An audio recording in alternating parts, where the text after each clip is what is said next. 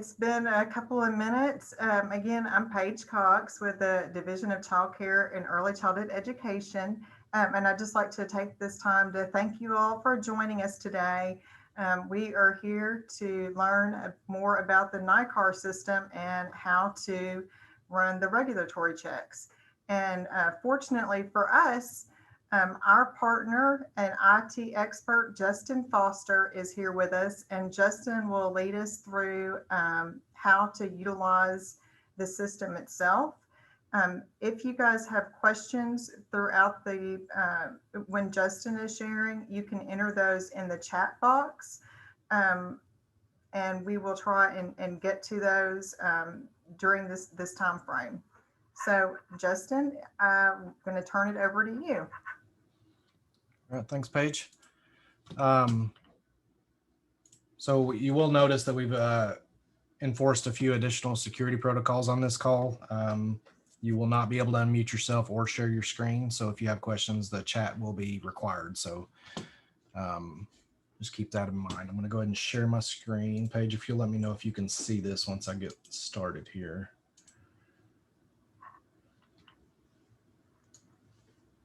Yes, I can see it. And Justin, thanks for making that statement about, of course, I appreciate you bringing up the fact that the last training had some issues. If for some reason this call is hacked, this training is hacked, please exit as quickly as possible and know that we will schedule another one as soon as we can.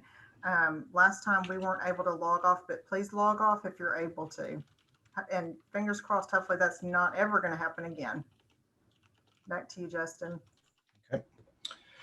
All right, let me pull up my agenda here and make sure I stay on track. Okay. All right, so as Paige said, my name is Justin Foster. I'm the IT project manager for the background check system, or regulatory check system. I'm trying to get used to the new name. So I'll be leading you through how to process a background check pretty much from beginning to end. So as we go through this, if you, like Paige said, if you have any various questions, just type them in the chat. We got a couple people monitoring the chat, and we'll try to get those responded to. And then we'll go ahead and get it kicked off here. So the first thing I want to talk about is the DHS website. This is where we are going to be posting all of the information regarding the background check system. So I've already got the web page pulled up here. The web address is humanservices.arkansas.gov. That'll take you to the Human Services homepage here. And if you scroll down a little over halfway, you'll see this grouping of boxes here. This is some of our bigger, excuse me, most accessed information. And on the top right here, you'll see request a background check. If you click that, this will take you to the page where we are going to house all the information regarding not only a step-by-step process of how to do this, but this is where we will also make updates to any of the process or procedure changes that may happen as we continue to grow this project. And you'll notice that it has everything from a link to the maltreatment registry check request here at the top, to a link to how to get your provider account set up. We'll go through that a little bit here in a second. The links for the actual consent form are on here as well. So if you ever have any questions or you're not sure, we will be posting the video for these trainings as well. So you can refer back to that video, or this page is another good resource to come back to if you've forgotten a process or need a quick reminder. So I just wanted to go over that really quickly. Yes. I'm sorry, we had someone ask if there's a way to make your screen larger. Oh, sure. Let me zoom in a little bit. Thank you. Oop, that may be too much. How's that?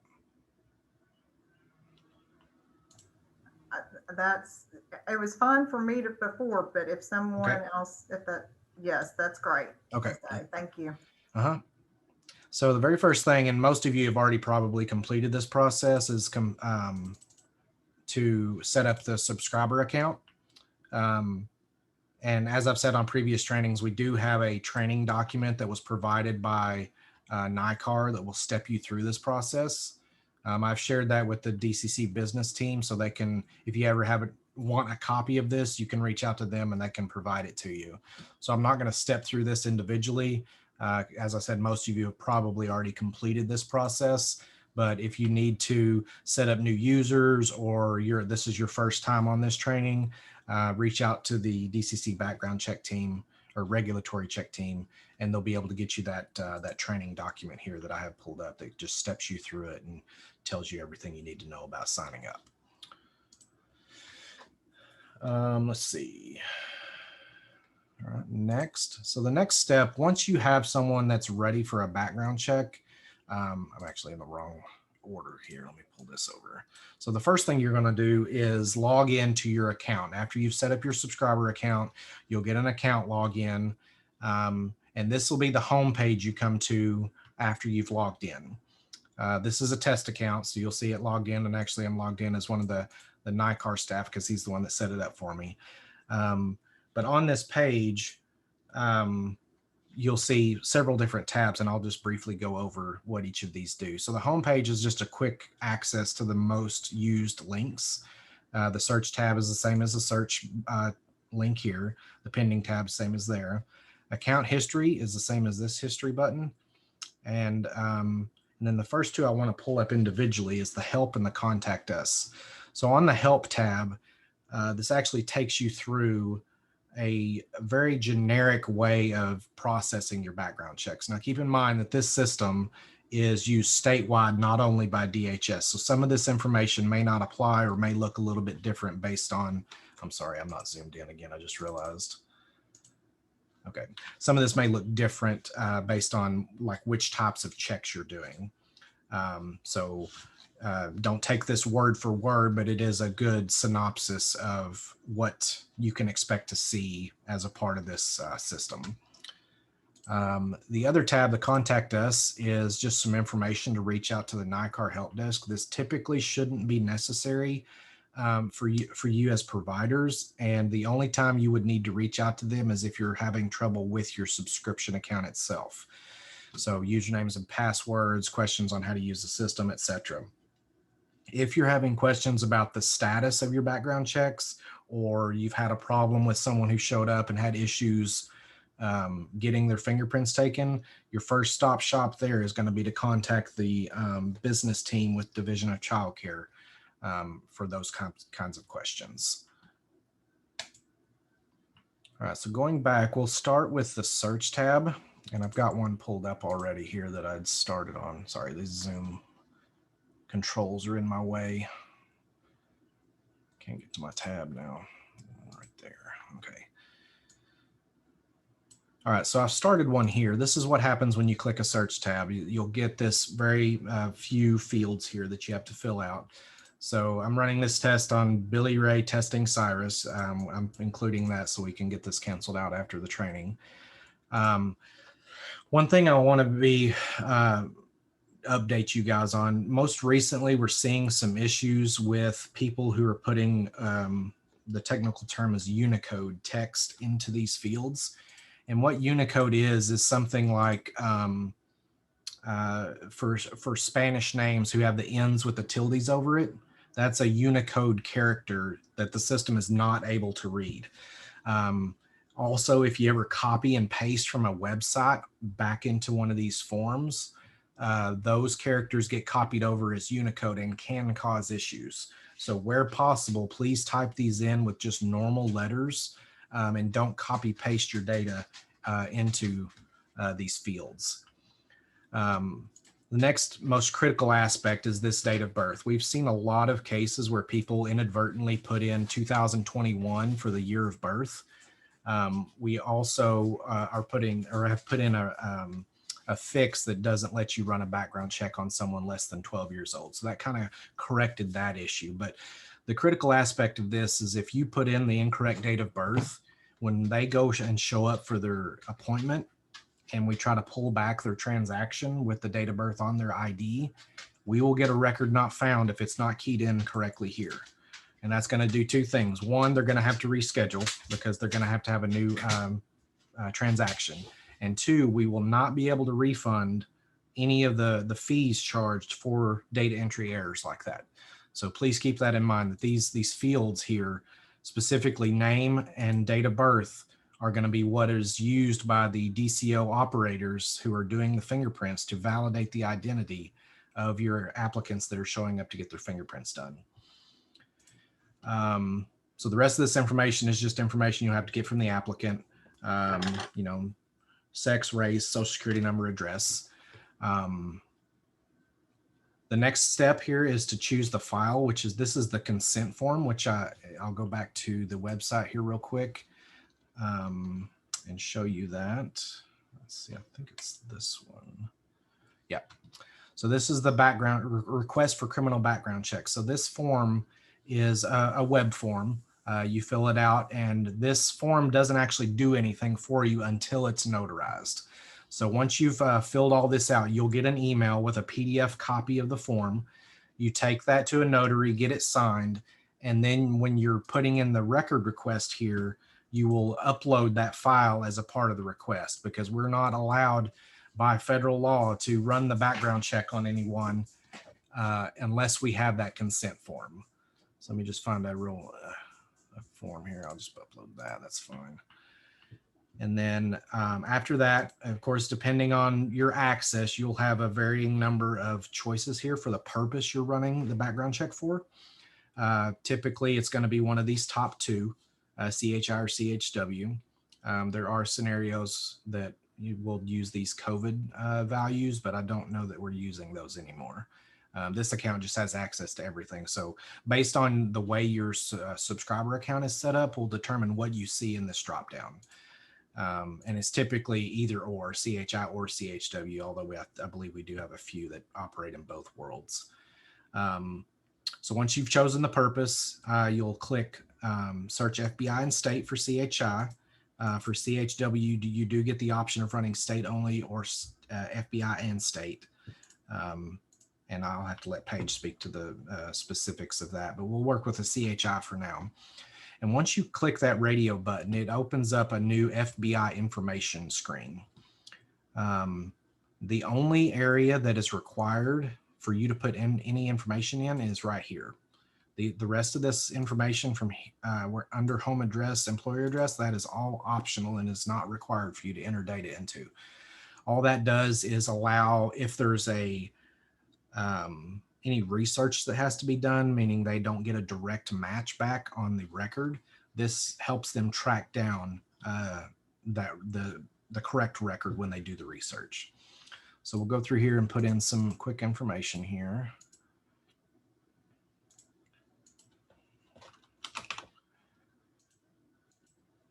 And then we'll go to step 2. Now, step 2 is your last opportunity to validate the data that you've entered. It gives you a quick rundown of all the data points that you entered on the prior page. Tells you again which statute you're running for, because again, if you choose the wrong statute, we will have to have a new transaction put in. We cannot refund any data entry errors. In the beginning, while we were getting used to it, ASP was kind enough to allow some of that, but due to the volume of errors that were being submitted, they had to put in a policy that no refunds will be provided anymore. So, of course, here it tells you based on, again, it's based on the statute that you run it under. This tells you that the state search will be billed to child care. This will be billed to child care. Now, this right here, I believe, will say your provider name for child care. And Paige, correct me if I'm wrong, but I believe you guys pay for the state for child care. Is that correct? I believe that's correct. And let's see, Brenda or Kayla, please correct me if I'm wrong.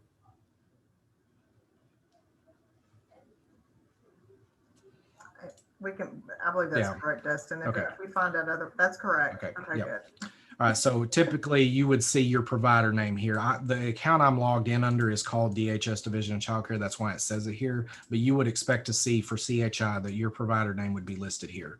Now, I saw a question, can you print this page? Yes, you can. You can just go up, use your browser to print, or you can just take a screenshot of it, whichever works best for you. Now, in the bottom right here, you'll notice the fees that are going to be charged. the state fee and the FBI fee, and the total that's going to be charged. Now, again, with your subscriber account, this amount will be divvied out based on who's paying for what. And you will get invoiced at the end of the month for every check that you've run for your portion of that fee. So once you click submit, this is the last chance, as I said, to validate your data. So we'll click submit here. I'm actually going to take a quick screenshot here.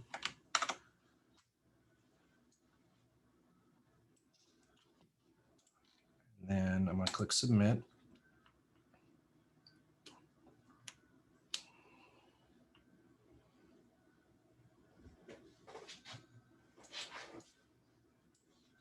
So Justin, while we're doing that, there's a question. Someone has said that they're having an issue with the consent forms not getting uploaded. And that the submit button is grayed out. Well, it's grayed out until you upload the consent form, but they're not understanding why they're not being able to get them uploaded. And then that they can't upload it after the fact if they notice it's missing. Right. So I know you shouldn't be able to move forward without uploading something. Correct. On our end, we're definitely having issues with people uploading the wrong consent form. And if that happens, then we have to reach out to you as providers and ask you to then turn around and email it to us so we can upload it. But now we're working on getting that changed in the future. But are you aware of any issues with providers being able to upload forms, Justin? I am not. And if we are experiencing that, I would need some information on it, like the transaction ID that was generated off of that check, because I'll have to reach out to nycar and have them investigate. But as far as I know, this is the first I've heard that this is an issue. So any information you can provide, you can send that to the DCC background check team, and they can work with me to get that investigated. But when we were on the other tab, the page does require an upload. As Paige said, sometimes the wrong file is chosen, but there's no way for the system to know that the incorrect file is uploaded. So we are working on a phase 2 of this system that will allow DCC to notify you that the wrong form has been uploaded, and that will then allow you to go in and upload the correct form without having to work through DCC to upload it for you.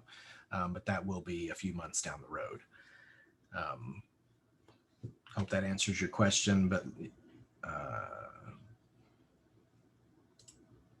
Vicky Odell, I'm not sure. That's a client side setting.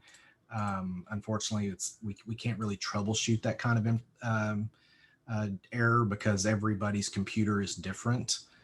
You may try using a different browser. I'm using Chrome right now, and it's typically not an issue.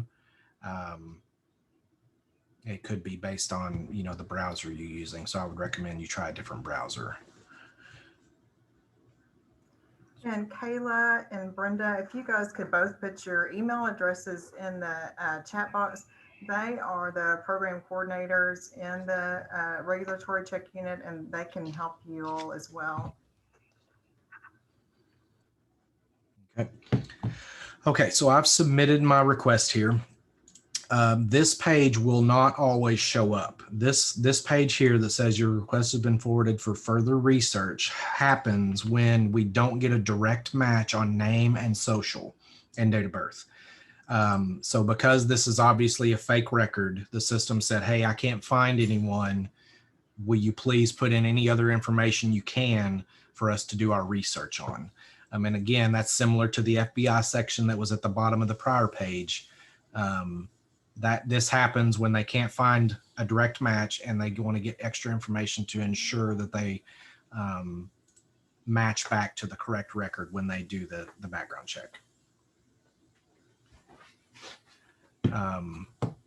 So if you don't have any other information or this is all you have, you can just click submit. If you do happen to have their driver's license number, that's a pretty clear, easy way for us to validate. But once you're done here, you'll click submit information. And here is the most important page you will come across in regards to getting someone fingerprinted. you'll notice that it tells you a couple of different things. One, that you'll be able to track the status on the pending tab. So I'll get to that in just a minute. But the other thing is, you'll notice here at the bottom, it gives you the transaction ID and search ID. So these numbers are pretty interchangeable. The only thing you'll notice as a difference is that the transaction ID has the prefix, which is the statute you ran it under, with two leading zeros. So these numbers are identical here. But generally, when you're working with either the DCC regulatory check team or with the DCO operators trying to get your fingerprints done, this number is absolutely critical. Now, if you happen to click off of this page or don't remember what you had, I'll show you in just a second how to get back to this number. But again, everything else in the system operates off the search ID. So you will have to remember which prefix that you used for your background checks. And again, typically it's one or the other, but some do cross over. So what I recommend here is that you print this page and provide it to your applicant to take in with them, because this eases the process of them getting their fingerprints done. So once you have this information, we'll go over to the scheduling tool real quick. And you will notice that we have gone to a new scheduling tool. They've made some updates that hopefully make things a little bit easier for you. But the main button you'll click on here is to make an appointment. Of course, it's going to be for fingerprinting. And then you're going to put in the name of the person that's going to be fingerprinted. The prefix that you ran the check under. So again, you'll refer back to the transaction ID that you had on the other screen. That's the wrong tab. Apologies, I've got the Zoom menu that keeps popping up over my mouse here. So then I'll grab this number here, and you will want to grab the leading zeros as a part of this. The search ID should actually be 9 digits. As you notice here, it says the 9 digits that follow the 3-letter alpha. So I'll put that in there. If you are getting fingerprinted a second time, say this FBI rejected your fingerprints again, you will receive a letter from the Arkansas State Police with what's called an E number. And this number is what allows us to run another round of fingerprints without charging you again. So that letter will also need to be included with your applicant's appointment if you are trying to get printed for a second time. So once you've completed this information, you'll click continue. And then, of course, it gives you the name again here, and you can go back and edit it if you made a mistake. We'll submit and continue. And here's where we choose the location of where we're going to go. So you can zoom in on the map.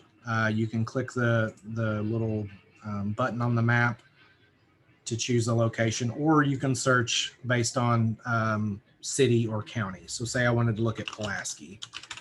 It's going to bring up all the Pulaski locations here, and you can choose which one to work with. So I'm just going to choose the Jacksonville location here.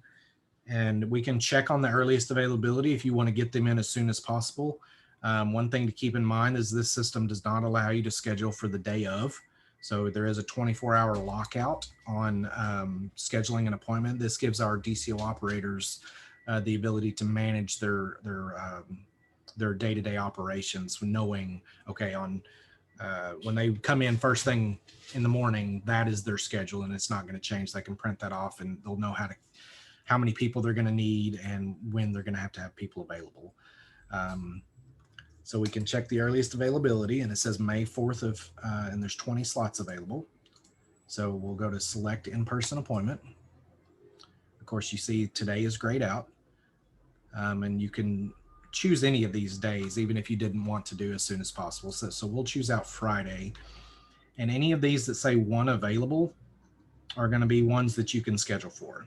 So it looks like somebody's already scheduled 3:40 on Friday. So it shows 0 available. These lighter gray that say 0 available are times where we don't have someone, or the appointment's already taken. So typically the schedule is 8 to 4. with 20-minute time blocks for the schedule, with 12 to 1 scheduled off for lunch. So I'll just choose 8 a.m. And then here we'll put in the name again of the person that's being fingerprinted. Oops. And you will want to make sure, again, that this matches the information on their driver's license, because that is the documentation we use to validate their identity.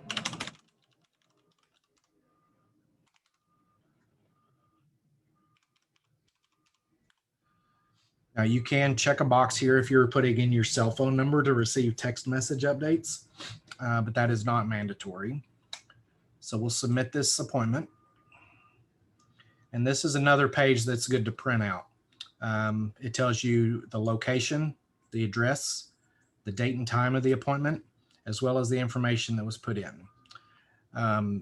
So this is a good page. You can also look at the email that you get. This is, let me see if I can make this a little bigger. So this is the email you get. It'll come from noreply@egov.com, you know, saying you've successfully scheduled an appointment. It'll tell you who it's for. You can ignore this confirmation number. The only time this number is relevant is if you're having issues with the scheduling tool. NYCAR may ask what the confirmation number was to try and troubleshoot your issue, but otherwise this number is not important. And another good thing about this email is it allows you to go back and edit the appointment or cancel it if you need to. So you can also do that from here on this page, but of course you're going to close out of this once you're done. So the email is the best. The email will bring you back to this page. So say I wanted to go to a different location, I could just click edit, choose, put in Pulaski again. And this time I want to go to Pulaski South. And then I can choose a new time slot for that location. So once that's scheduled, it's on the books. We're ready for you to show up at your date and time and location. And again, you want to bring in your transaction ID. So you'll want to bring in a copy of this page, or at least bring the transaction ID with them. And you'll also want to bring a copy of the e-number letter if necessary for that applicant. And of course, again, we do validate identity based off a state issued ID. It does not have to be a driver's license. If you have someone who's had their driver's license revoked and they just have a state issued ID, that's fine. We've had questions about what if they're on a work visa. We can take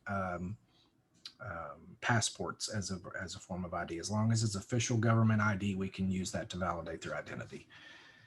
So I don't need that anymore. And we'll go back. Okay, so that is pretty much how to schedule an appointment. Do we have any questions regarding this process before I move on?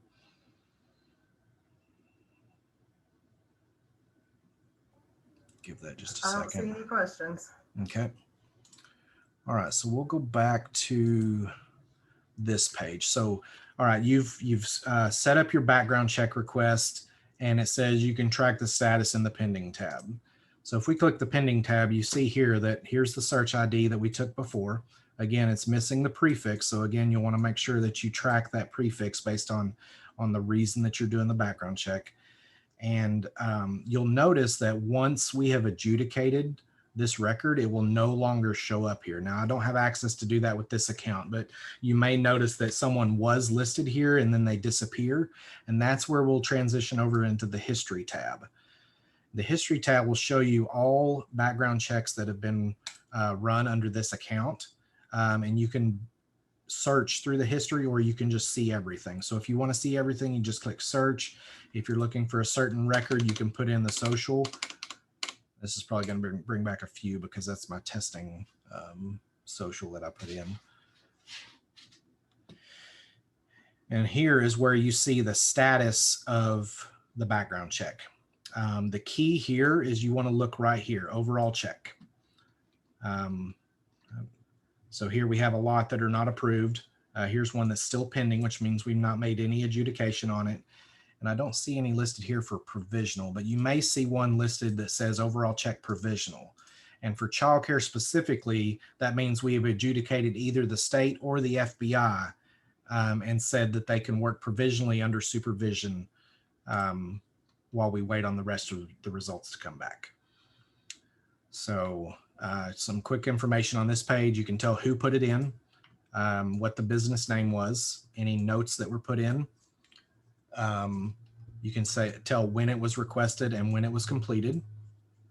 The person's name who you ran the check on, their date of birth, their sex, and I believe this is their race.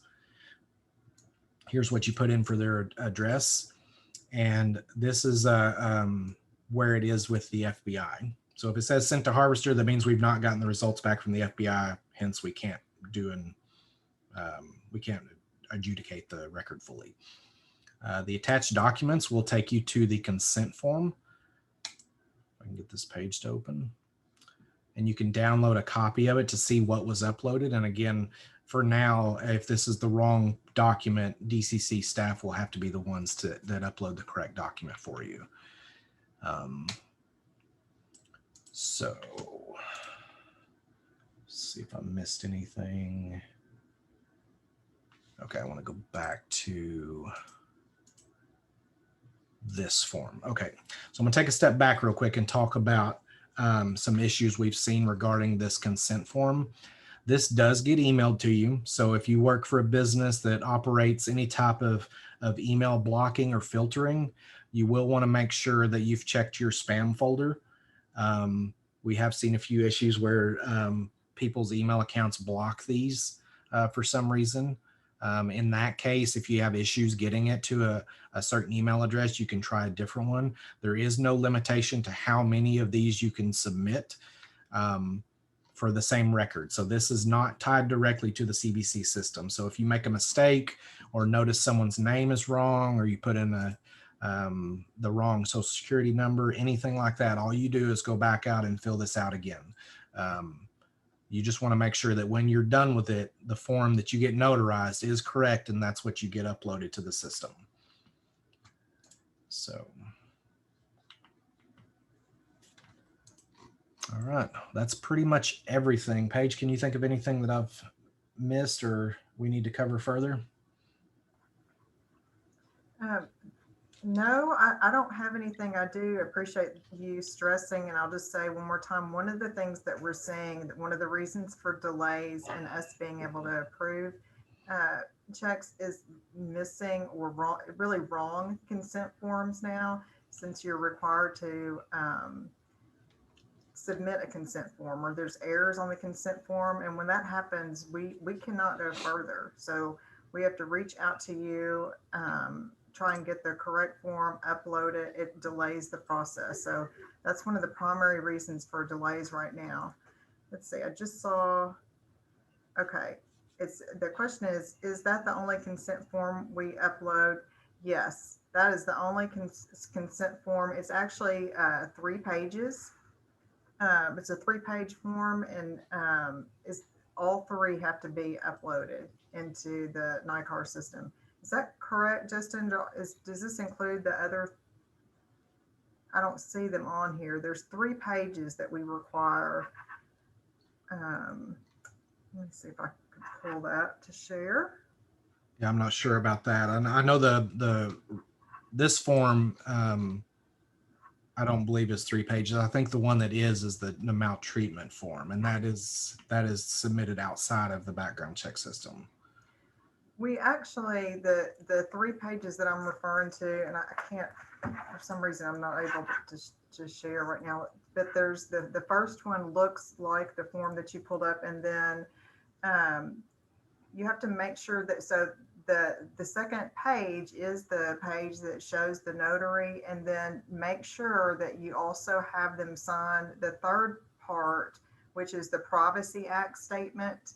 So there are 2 places where the applicant needs to sign.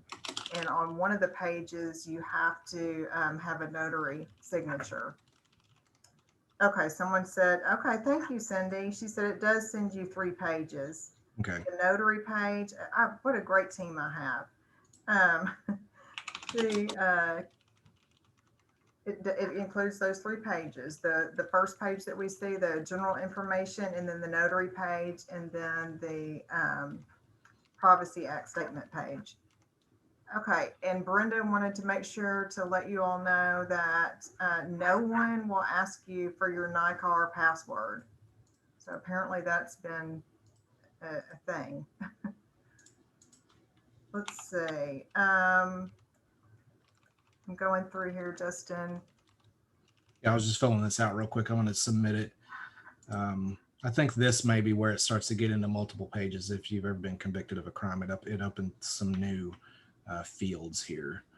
So okay, the other thing that the team has requested that I point out is, and request is that please, please, please make sure that you list 5 years of addresses on the child maltreatment request form.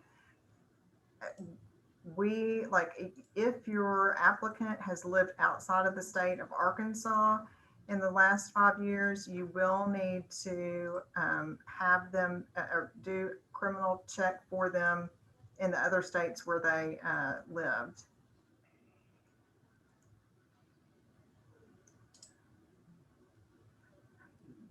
Okay, the next thing I'm seeing in, okay,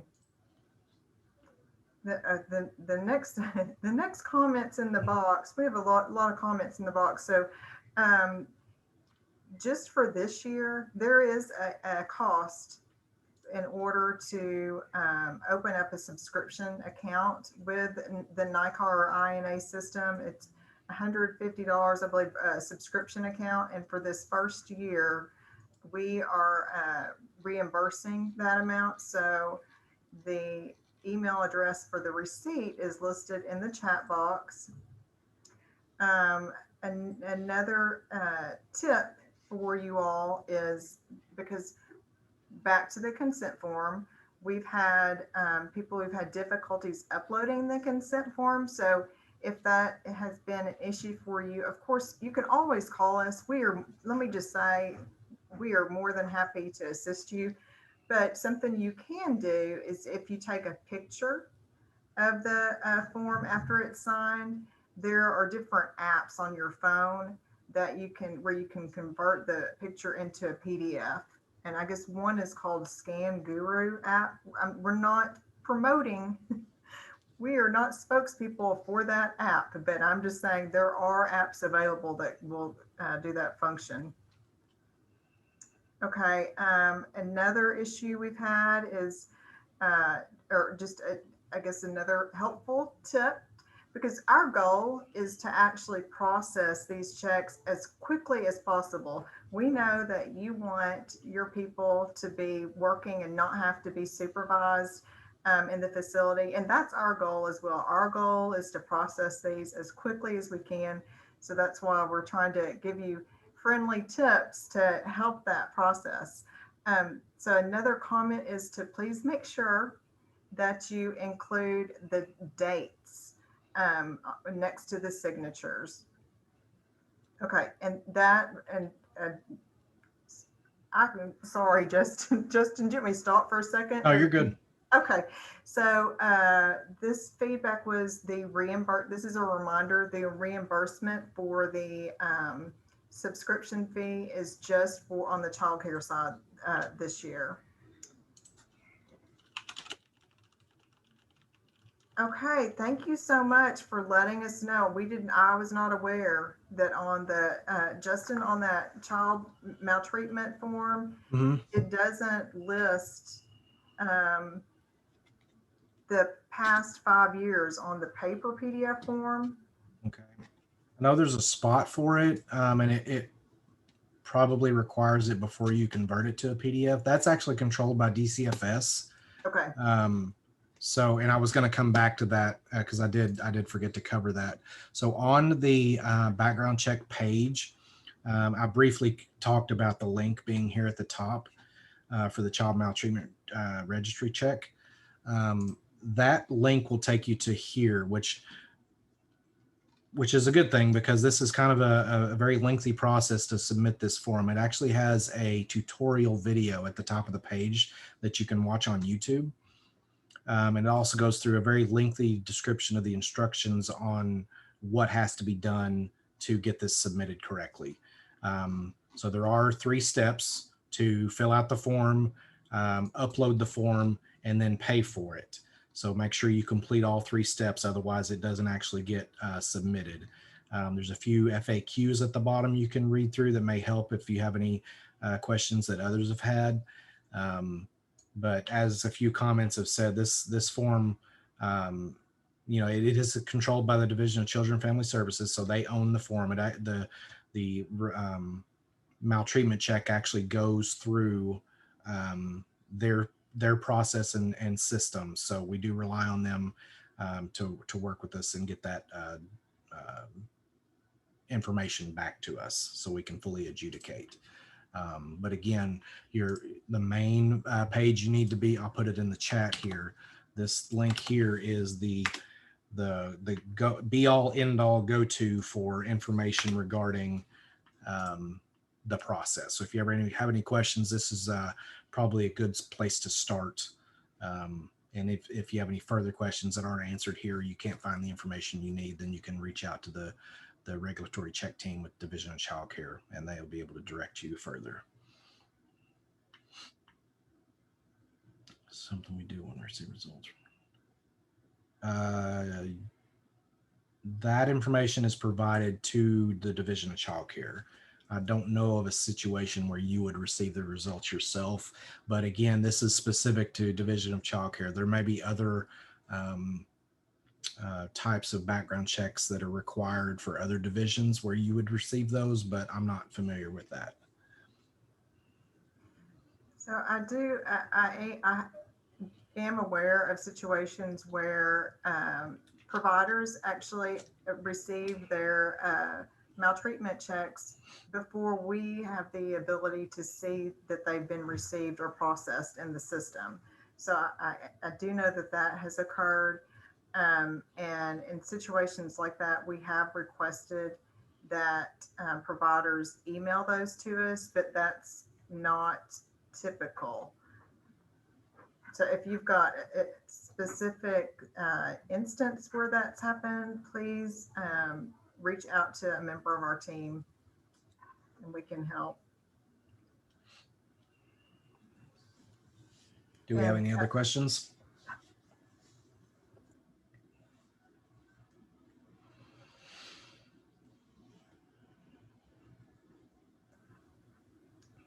Okay, I don't see any other questions.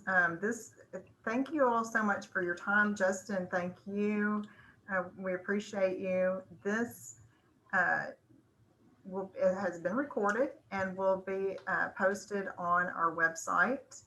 And again, we appreciate your time today, and don't hesitate to contact us if we can assist you. Thank you. Thank you.